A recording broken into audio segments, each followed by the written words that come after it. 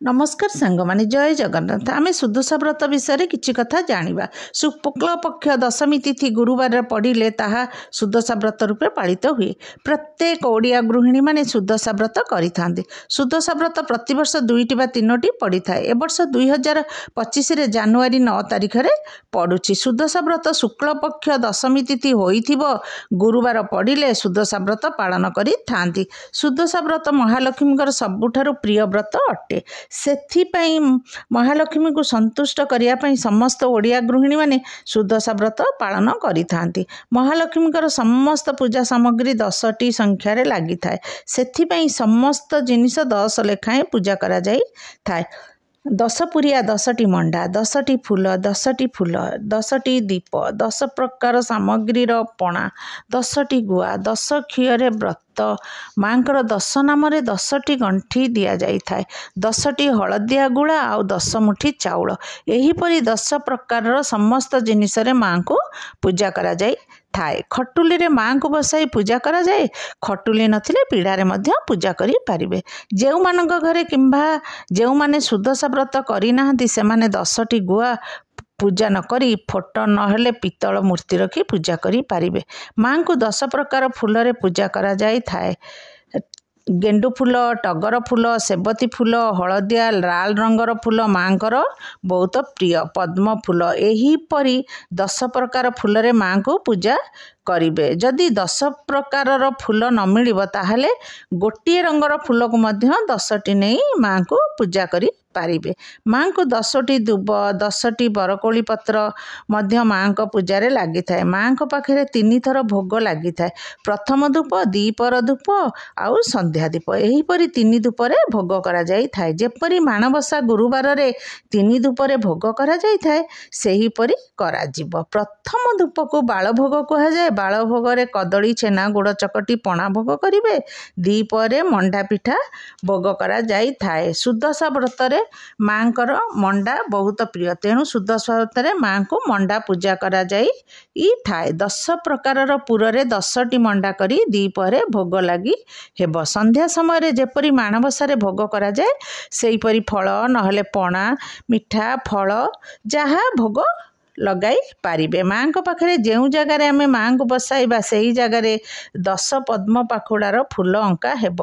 चिता बाहर दुआर बंधारे पूर्व दिन रु पकाइबे किंतु माँ को पाखरे सज झोटी पकाइबे। माणबसा गुरुवार रे पूर्व दिन रु झोटी पड़ी थाए किंतु सुदशा व्रत रे सज झोटी दिया जाई थाए। माँकर समस्त प्रकार बासन खटुली पीढ़ा दुब बरकोली पत्र आंब डाल फूल फल पूजा सामग्री पूर्व दिन रु आनी रखा जाई थाए। कारण गुरुवार पूजा सुदशा व्रत बड़ी भोरु होई थाए। सबु सामग्री पूर्व दिन रु रखिले पूजा करिया पई सहज होई थाए।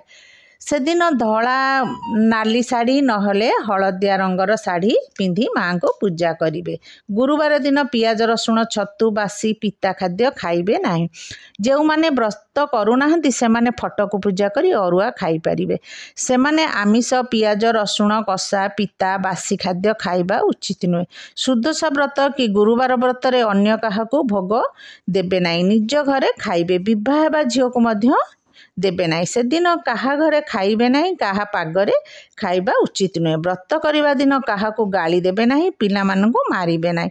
से दिन देहरे तेल लगाइबे नाही। खियर हेबे नाही कि मुंड कुंडाइबे नाही। व्रत पूर्व दिन घर को सफा सुतरा करिबे। माँ को सफा सुतरा बहुत पसंद होई थाए। जेउठी सफा होई थाए माँ सेठी बास करी थांती। गुरुवार दिन काहाको कौनसी जिनिस घरु दियंती नाही। यह कले घरु लक्ष्मी छाड़ी जाती बोली विश्वास अछि। सुदशा व्रत दिन सुदशा व्रत बही पढ़िबा उचित। शुणिले भी भल। नुआ व्रती माने से दिन एही व्रत करि परिबे नाही। जेहेतु पौष मासरे पढ़ुछि तेणु जेउ माने नुआ करिबा को चाहुचंती करिबे नाही। सेही दिन सांबर दशमी मध्य पड़ुछि।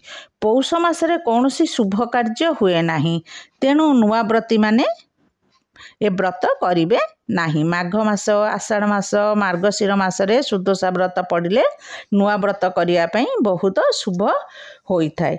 किपरि पूजा करेंगे गुरुवार दिन बड़ी भोर उठी पूर्व दिन सफा सुतरा धुआ पोछा सब तो हो जाइथिबो गाधोई जोठारे पूजा करेंगे सेठारे 10 पाखुड़ार पद्म फूल काटिबे। सुदशा व्रत माँकर बहुत निष्ठार सह पालन करथांती। खटुली नहले पीढ़ा चिता पकाइबे तापरे नाली कपड़ाटी पकाइबे तापरे गोटे माँ को फोटो रखिबे नहले मूर्ति हलदी पानी रे धोई स्नान करी रखिबे। 10टी गुआ को हलदी पानी रे धोई पीढ़ा उपरे रखिबे।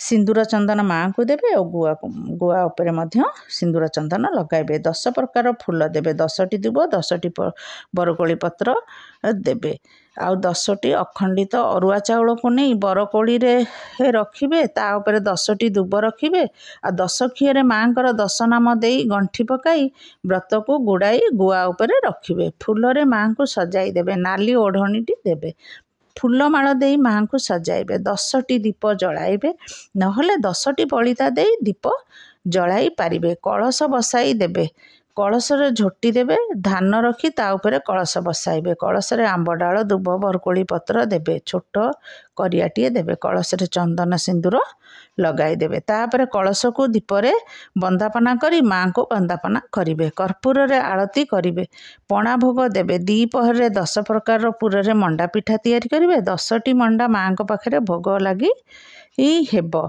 भोग करि सारिया परे माँ को प्रणाम करी बही पढ़िबे। सही दिन मंडा पिठा खाई रहिबे। भोग काहारी को देबे नाही निज घरे खाइबे। भोग खाई सारी व्रत को आनी हाथे रे बांधिबे।